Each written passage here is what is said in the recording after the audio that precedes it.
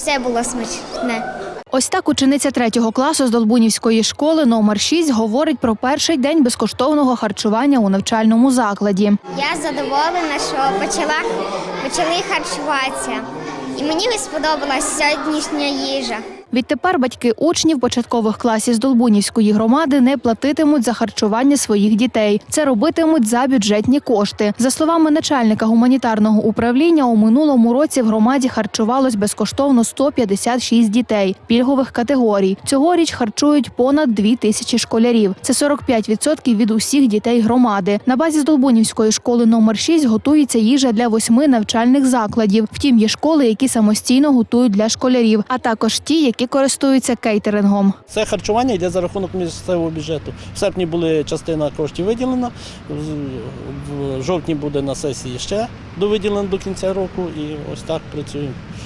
В планах, якщо глянути нашу програму, ця, що затверджена депутатами, є збільшення вартості харчування. Сьогодні вона становить 20 гривнів, з нового року вона має становити 25 і через рік 30. Наразі шкільне меню розроблене на місяць, потім перелік страв змінять. Перед видачею кожну порцію зважують. У меню немає рідких страв, адже, кажуть посадовці, мова йде не про обід, а про сніданок для першачків. Традиційно колись каші, які потрапляли в шкільну їдальню, це гречка, рис, плюс макаронні вироби. На сьогоднішній день люди, можливо, нові для себе слова почули, такі як булгур,